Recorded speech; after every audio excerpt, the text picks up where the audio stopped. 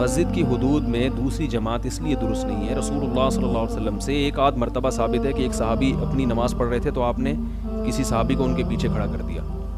تو یہ احیاناً ہوا ہے.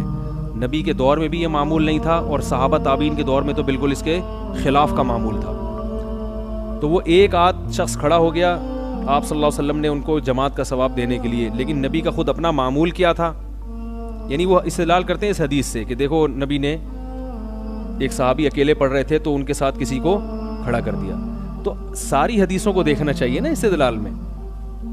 ایک روایت ہمیں ملتی ہے لیکن ہمیں آپ صلی اللہ علیہ وسلم کا جو معمول ملتا ہے وہ کیا ہے کہ جب جماعت مسجد میں اگر ہو جاتی تھی تو آپ گھر جا کے اپنی مستورات کو جمع کر کے جماعت کرایا کرتے تھے. اور مصنف ابن ابی شیبہ میں ہے کہ اسلاف کے بارے میں, صحابہ اور تابعین کے بارے میں, کہ ان میں سے جب بھی کسی کی جماعت نکلتی تھی مسجد میں آتے تھے تو دیکھتے اگر جماعت ہے تو شامل ہو جاتے, اگر جماعت ختم ہو گئی ہوتی یا تو انفرادی نماز پڑھتے یا گھر میں جا کے جماعت کراتے. کیونکہ اس میں عمومی ماحول جیسے عرب میں بن چکا ہے, اس میں نقصان ہے. اس لیے کہ جماعت کی نماز ہے مسلمانوں کی اجتماعیت کے لیے. میں بھی یو اے ای گیا ہوں, سعودیہ جب بھی گیا ہوں تو وہ ایک جماعت سلام پھیرو فوراً دوسری جماعت, وہ سلام پھیرے فوراً. اس کی پر کون سی حدیث ہے بھائی؟ اتنی بڑی بڑی جماعتیں ہو رہی ہیں. اس لیے فقہا نے اس کو مکروہ لکھا ہے, ناپسندیدہ لکھا ہے کہ اس سے جماعت کی اہمیت ختم ہو رہی ہے. اور وہی بات ہے کہ سب سے زیادہ دین کو صحابہ نے سمجھا ہے. اگر وہ ایک روایت ہے کہ ایک صحابی کو نبی نے جماعت سے نماز پڑھوا دی تو صحابہ کرام نے اس کو فالو نہیں کیا. لو کان خیر لسبقونا الیہ, اگر یہ کام باقاعدہ سنت ہوتا, یہ افضل ہوتا تو صحابہ اس میں پہل کرتے. ہم دیکھتے ہیں کہ صحابہ اور تابعین ایسا نہیں کیا کرتے تھے. لوگ ہمیں حوالے دیتے ہیں سعودی عرب میں ایسا ہوتا ہے, اس زمانے کے سعودی عرب میں کیسا ہوتا ہے یہ بھی تو دیکھا کرو نا. جو صحابہ تابعین تبع تابعین کے دور میں جو سعودی عرب تھا اسی کے بارے میں کہہ رہے ہیں کہ صحابہ ایسا نہیں کرتے تھے. صحابہ تابعین گھر میں جا کے یا تو گھر والوں کو جماعت کراتے یا مسجد میں انفرادی نماز پڑھتے تھے. تو ہم یہ سمجھتے ہیں کہ اس سے جو اس کا معمول جس طرح سے بن چکا ہے اس سے پہلی جماعت کی اہمیت ختم ہو جاتی ہے. اور ویسے بھی مسجد نبوی میں نبی صلی اللہ علیہ وسلم نے دوسری جماعت کی وہ جو ایک انفرادی واقعہ ملتا ہے کہ اجازت دی تھی, تو مسجد نبوی میں تو ویسے بھی دوسری جماعت پر کیا ہے کوئی پڑھا کے دیکھے. تو وہاں یہ لوگ نہیں کہتے, حدیث میں تو آتا ہے مسجد نبوی کی اور آپ لوگ منع کر رہے ہیں تو آپ وہاں نہیں کہیں گے کبھی بھی. عربوں کے خلاف ایک لفظ بھی نہیں بولیں گے, سارے کے نزلے ہم پہ گرتے ہیں. تو مسجد نبوی میں پابندی آپ کہتے ہیں وہ تو سیاستاً پابندی ہے, تو ہم بھی کہتے ہیں یہاں بھی کس طرح پابندی ہے سیاستاً, کیونکہ اس سے پہلی جماعت کی اہمیت ختم ہو رہی ہے. تو وہاں اگر سیاست حلال ہے تو یہاں بھی حلال ہے, اور یہاں حرام ہے تو وہاں بھی حرام ہونی چاہیے.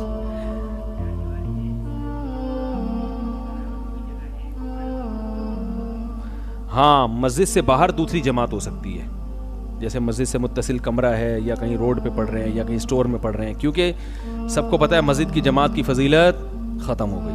تو اب وہ اس میں نقصان نہیں ہے, مسجد سے باہر پڑھ لیں, وہ تو مسجد ہی نہیں ہے نا. اس لیے اسی طرح راستے میں جو مسجدیں بنی ہوتی ہیں نا جہاں متعین امام نہیں ہوتا, سفر میں جا رہے ہیں تو وہاں بھی متعدد جماعتیں ہو سکتی ہیں. اسٹیشن پہ جو مسجدیں ہیں وہاں بھی متعدد, کیونکہ وہاں تو اب ایک امام کے پیچھے سب لوگ پڑھ ہی نہیں سکتے نا, وہ تو سفر میں ہے تو سب اپنی اپنی جماعتیں کرتے جائیں گے, نکلتے جائیں, وہ جائز ہے.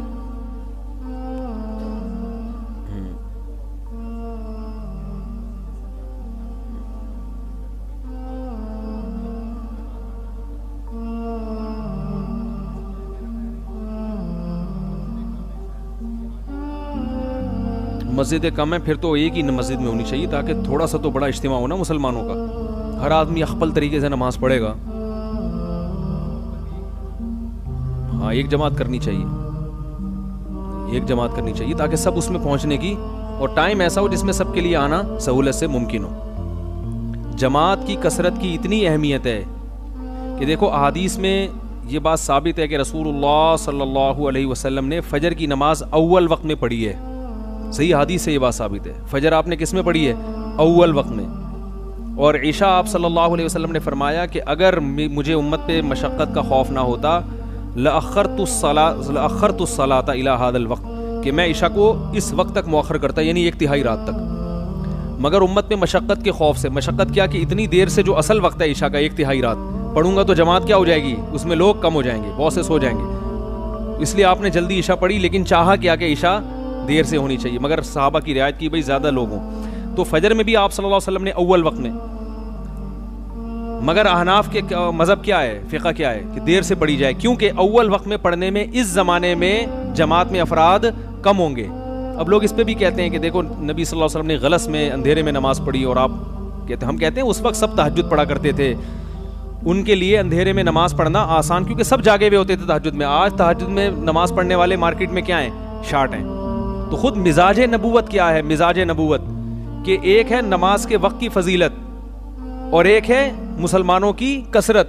تو مزاج نبوت یہ ہے کہ آپ نے وقت کی فضیلت کو قربان کیا ہے کثرت نمازیوں کے لیے خاطر، کہ نمازیوں کی کثرت کو آپ صلی اللہ علیہ وسلم نے زیادہ فوکس کیا ہے، تبھی عشاء میں آپ نے جلدی پڑھی ہے، اس لیے کہ نمازی زیادہ ہو جائیں.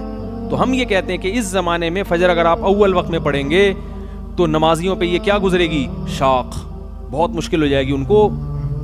میں نے دیکھا ہے جو اہل حدیث حضرات کی مسجدوں میں جو اول وقت میں نماز ہوتی ہے وہاں نمازی شارٹ ہوتے ہیں، بہت تھوڑے نمازی ہوتے ہیں. تو دیر سے نماز میں فجر میں کیا فائدہ ہے کہ نمازیوں کی تعداد بڑھ جائے. تبھی ہم رمضان میں اول وقت میں پڑھتے ہیں، کیونکہ ہمیں پتہ ہے کہ سارے نمازی جاگے ہوئے ہوتے ہیں. اس وقت اول وقت کی فضیلت بھی حاصل ہو جائے گی اور جماعت میں کثرت بھی ہو جائے گی. تو سب سے بڑی حکمت کیا ہے کہ مسلمانوں کی اجتماعیت زیادہ سے زیادہ ہو. تو اس سے دوسری جماعت سے وہ اجتماعیت کیا ہو رہی ہے، ختم ہو رہی ہے. لوگ کہتے ہیں چلو کوئی بات نہیں دوسری میں شامل ہو جائیں گے، جب پتہ ہے کہ یار جماعت کی جو 27 درجے فضیلت ہے وہ تو ختم. تو اب ہر آدمی کوشش کرے گا یار پہلے پہنچو، ورنہ جماعت سے گیا گناہ ملے گا، کیونکہ جماعت سے نماز پڑھنا واجب ہے. تو گناہ سے بچنے کے لیے لوگ پہلی جماعت میں پہنچیں گے. وتر کا افضل وقت آخر وقت ہے، تہجد کے بالکل آخر میں پڑھی جائے، صبح صادق سے پہلے افضل وقت وہی ہے. کیونکہ رسول اللہ صلی اللہ علیہ وسلم نے فرمایا اجعلوا آخر صلاتکم وترا، صحیح حدیث ہے، اپنی آخری نماز کس کو بناؤ، وتر کو بناؤ.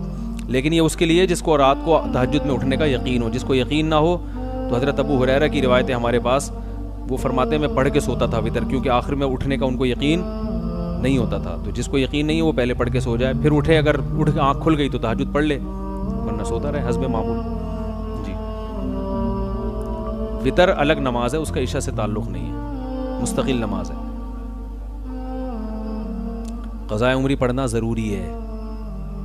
جی ہاں، اس پر بھی اجماع امت بھی ہے اور احادیث سے بھی ثابت ہے. جو یہ کہتے ہیں کہ زیادہ نمازیں قضا ہو جائیں تو وہ معاف ہیں، تو وہ کہتے ہیں حدیث دکھاؤ. ہم کہتے ہیں آپ حدیث دکھاؤ کہ وہ بغیر پڑھے معاف ہو جائیں گی. ٹھیک ہے نا، حدیث آپ کے ذمہ ہے، کیونکہ حدیث میں آتا ہے جو دعویٰ کرتا ہے دلیل اس کے ذمہ ہوتی ہے. ہمارے پاس تو حدیث میں یہی ملتا ہے کہ نماز جب قضا ہوگی تو قضا بھی پڑھی ہے نبی نے، اور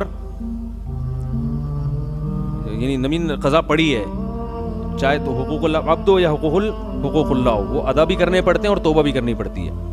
جی اس پر میرا کلپ ریکارڈ ہوا ہے، وہ سن لیں.